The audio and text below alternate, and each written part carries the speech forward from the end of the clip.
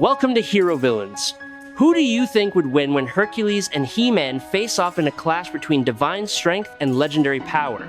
Hercules, the renowned demigod of Greek mythology, is the son of Zeus and the ultimate symbol of physical strength. From the time he was still mortal, he accomplished the 12 labors that seemed impossible, from slaying the Hydra to holding up the very sky. The power of Hercules lies not only in his unmatched muscles, but also in his unbreakable will, extraordinary endurance, and a warrior spirit that never bows to fate. He Man, whose real name is Prince Adam of Eternia, is the greatest warrior in the universe when he wields the sword of power. When he shouts the sacred oath, he transforms into He Man with nearly limitless strength, speed, and durability far beyond mortal limits. He Man can confront cosmic entities, withstand attacks with planet-level destructive force, and still stand firm like a living fortress. Before we dive deeper into the analysis, please press the subscribe button and remember to turn on notifications by clicking the bell icon. Thank you very much. From the moment of his birth, Hercules carried the mark of immense power within him. As the illegitimate son of Zeus and Alcmene, his very existence immediately ignited the fury of Hera.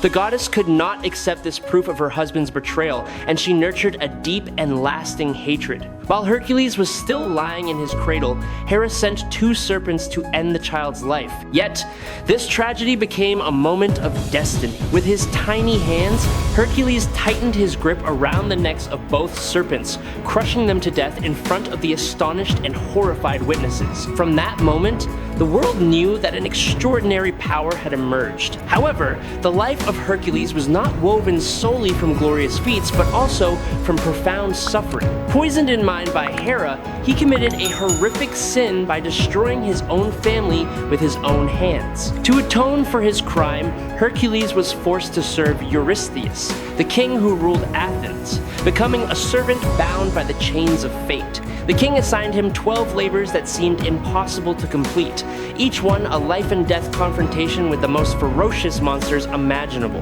Heracles in Greek mythology is the embodiment of extraordinary strength. His power was not fixed, but shifted according to the will of the gods and the demands of legend. At times, Heracles was strong enough to hold up the entire sky in place of Atlas, in a moment that made the world itself seem to stop turning. Yet, ironically, his life ended because of the poisoned blood of a centaur, something that seemed insignificant compared to the power he had once displayed. The 12 labors of Heracles were a series of trials that went far beyond the concept of raw strength. Each task forced him to rely on iron, will, wisdom, patience, and faith in the gods. In the land of Nemea, near Mycenae, Heracles faced a terrifying lion, the last descendant of Typhoeus and Gaia. Arrows shattered and his club became useless against its impenetrable hide, forcing him to use his bare hands to kill the beast in a suffocating struggle. Then came the Lernaean Hydra with its endlessly regenerating heads, a symbol of evil that spreads the more it is resisted. In the 10th labor, Heracles crossed distant seas to the island of Erythea to seize the cattle of Geryon, where the horizon burned with sunset colors and danger lurked at every step. Heracles once took Atlas's place and bore the weight of the entire sky. He was not forced to do so, but volunteered as if he wished to test the limits of his own being. In return, Heracles asked Atlas to retrieve the legendary golden apples for him. That sacred garden belonged to Hera and was guarded by the Hesperides, the daughters of Atlas. When Atlas returned, a cunning thought arose in his mind. He wanted Heracles to continue holding up the sky so that he himself could be free. But Heracles was not easily deceived. Through clarity of mind and clever strategy, he skillfully escaped that eternal burden. In the Marvel Universe, Hercules holds a very different status. He does not appear as frequently as Thor and rarely has a truly equal opponent to contend with over a long period. Even so, Thor has acknowledged that Hercules is one of the very few beings who can match him in absolute strength and may even surpass him slightly. Conversely, Hercules also recognizes Thor as the god closest to him in terms of pure physical power. Despite possessing strength that makes all of Olympus wary, Hercules is still not the supreme king of the gods. He has never held the title of the highest god and has not reached the state of absolute power enjoyed by those who stand at the very peak of the divine realm. Nevertheless, this does nothing to diminish the value of Hercules. His strength remains extraordinarily unbelievable, nearly reaching the threshold of complete immortality. Yet, Hercules always chooses to restrain himself. He understands clearly that if he were to fully unleash his power, the mortal world would be unable to withstand the wrath of a god born of Olympian blood. Hercules does not fly through the skies like many other heroes. Like the Hulk, his method of traveling long distances is through superhuman leaps, with each landing making the ground tremble under divine weight. His speed does not reach the realm of tearing through time, nor does it allow him to leave behind enhanced warriors such as Captain America. In battle, Hercules is almost tireless. His body is nearly indestructible and is very rarely harmed, and it is believed that only when every particle of his being is erased would this god truly fall. His regenerative ability allows him to recover from any injury, although he cannot regrow lost limbs. Above all else, Hercules does not age with the passing of years. Once he reached adulthood, he existed as a living symbol of immortality, an eternal warrior carrying the power of myth. Although Hercules is always regarded as superior in combat skill and close quarters fighting experience, in more than 20 encounters, the Hulk has achieved only a very limited number of victories, and Hercules even fewer. At one point, the Hulk faced overwhelming pressure when he was surrounded by more than 10 Avengers at the same time, and was also separated from Banner, causing his condition to weaken gradually over time. What is truly notable is that Hercules rarely reveals his full true strength, not because he cannot, but because he fully understands the price that must be paid if an Olympian god releases limitless power. A single moment of lost control would be enough to unleash a catastrophe far beyond the ability of mortals to contain. It is precisely this restraint that sometimes makes Hercules appear inferior to the unrestrained rage of the Hulk. Yet, in his true nature, Hercules remains the strongest god of Olympus. I sincerely hope that you will subscribe to the channel. It will help us greatly, and you are truly wonderful. Thank you very much.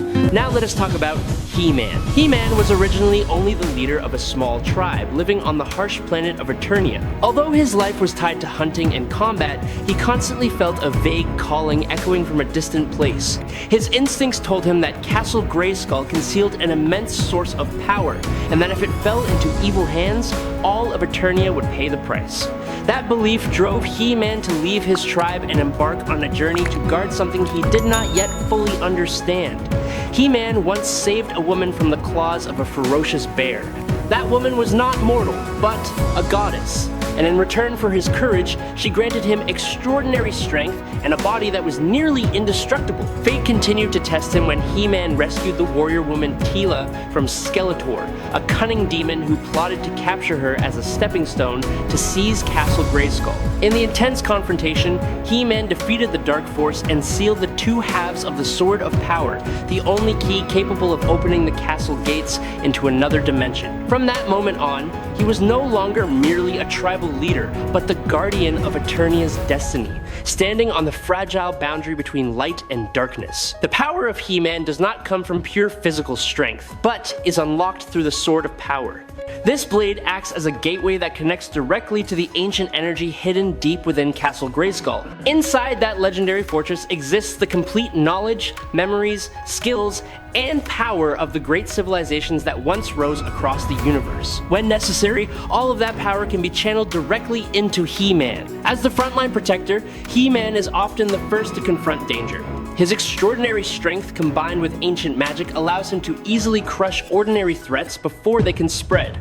He-Man possesses superhuman physical power, durability that is nearly impossible to break, reaction speed far beyond normal beings, and combat skills refined to perfection. When united with the magic of Grayskull, he can defeat gigantic monsters, level fortified strongholds, and even stand against forces of cosmic scale. This power is further amplified by the magic of the sorceress, the will of the castle itself, and the support of loyal allies such as Battle Cat and the Masters of the Universe. Behind the seemingly invincible warrior known as He-Man lies a secret known to very few. His true identity is Prince Adam, a young prince who often appears clumsy, indifferent, and somewhat lazy.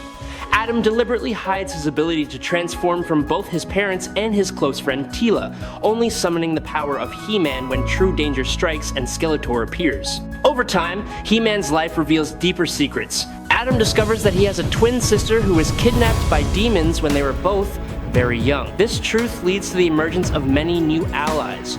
warriors who share the same ideals and stand together in the fight to protect Eternia. However, the brief peace quickly fades when the demons launch a sudden attack, plunging the world into chaos. Adam learns that the goddess has been imprisoned and can only be rescued if he gathers all 3 ancient talismans. These relics allow him to reunite the 2 halves of the Sword of Power and open the path into Castle Grayskull. Although Skeletor is ultimately defeated, he still manages to take the sword with him. As Eternia struggles to recover from war, the Horde suddenly invades under the command of Despara.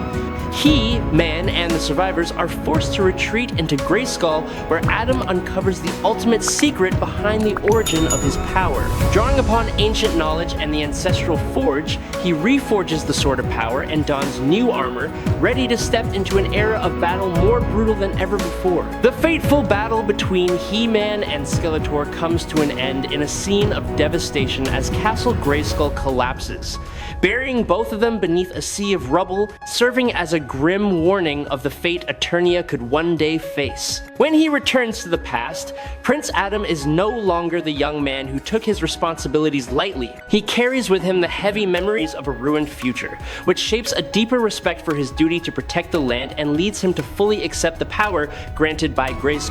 In another incident, He-Man rushes in to save a region of Eternos that is being consumed by an ocean of fire. The flames are extinguished not by his strength, but by an abnormal magical surge unleashed by Orko. That energy far exceeds its natural limits, drawing every eye to the crystal Orko is carrying. This very crystal gradually corrupts He-Man, just as it has corrupted anyone who has ever touched it. Savage rage takes hold of him, pushing him to the brink of losing control and nearly costing Trapjaw and Triclops their lives before Skeletor intervenes and captures him. While imprisoned, He-Man is forced to watch as his friends risk their lives to rescue him. Under the influence of the crystal, he attempts to draw out all of its power and confronts the demonic entity imprisoned within it. In the end, it is not brute strength but the will of Prince Adam that prevails. He defeats the demon that seeks to take over He-Man's body to rule the world, affirming that his true strength does not lie in limitless power, but in the ability to control himself. The core strength of He-Man lies in his superhuman physical power. He has reached a level where he can lift hundreds of tons with his bare hands alone. Through sheer strength, He-Man has lifted Castle Grayskull itself, stopped Hordak's ship before it could reach escape velocity and leave Eternia's orbit. When the order of the cosmos is thrown into chaos, he is the one who pushes Eternia's moon back into its rightful position, as if rearranging the chessboard of the stars. He, Man, can effortlessly move mountains, crush diamonds, hurl objects out of orbit, and even create massive fissures across the surface of Eternia. His body is so durable that it is nearly indestructible, capable of withstanding high-intensity laser beams and surviving enormous rock collapses without harm. When Adam transforms into He-Man, his intellect is also greatly enhanced, allowing him to defeat enemies through strategy rather than relying solely on violence. The Sword of Power is an inseparable symbol of He-Man, a mystical artifact that channels power from Grayskull. The blade is nearly indestructible and can reflect laser beams, dispel magic, fire energy blasts, and absorb power from opponents. When strength, will, and the sword become one, He-Man is no longer just a warrior, but the pillar that maintains balance across all of Eternia. He-Man is known as the strongest man in the universe, Hercules. The most impressive moment comes when he lifts the massive boulder at the Hydra's lair to rescue the children trapped inside. This was not merely a display of muscle, but a testament to a hero's will to protect the weak. Immediately afterward, Hercules goes on to move another boulder of similar size to block the flow of lava from an erupting volcano. He struggles somewhat when first lifting the rock from the ground, but once it is raised into the air, controlling it becomes far easier. This shows that the upper limit of Hercules' maximum strength may be several times greater than the weight of those boulders, yet it still remains within a certain threshold. The power of He-Man is more flexible and unpredictable in nature. His strength is distributed by Castle Grayskull according to circumstance, as if the fortress itself is listening to the needs of its guardian. At times, He-Man strains to lift the entire castle, bracing himself step by step against its unimaginable weight. Yet moments later, his power surges, allowing him to hoist the colossal structure and throw it aside like an ordinary rock. He has pushed entire mountain ranges, lifted and hurled a mountain, held up stone pillars supporting an entire city, and even shoved Eternia's moon out of its orbit to control the tides, then returned it to its original position once everyone was safe. Based on this series of feats, when considering raw strength alone, He Man clearly holds the advantage. Hercules was personally trained from his earliest days by Phil, the legendary trainer of heroes. Because of this, he not only possesses God-given strength, but also true mastery of the art of combat. Hercules effectively became a master of pancration, the ancient martial art combining boxing and wrestling, while also being proficient in swordsmanship and a wide variety of weapons. His fighting style is highly practical, relentless, and unforgiving. He Man, on the other hand, was formally trained in military strategy and basic combat skills. Adam received close combat and weapons training, even though he often appeared indifferent and not particularly serious. Only when he transforms into He Man do those skills truly emerge. His combat knowledge is amplified by the power of Castle Grayskull. Or perhaps Adam himself was already highly skilled but deliberately concealed it to protect his secret identity. There was even a time when He Man was captured and forced to fight as a gladiator. There, he easily defeated a champion with superhuman strength in his very first match, demonstrating that his skills are far from ordinary. Even so, when all aspects of combat are considered, the advantage still leans toward Hercules.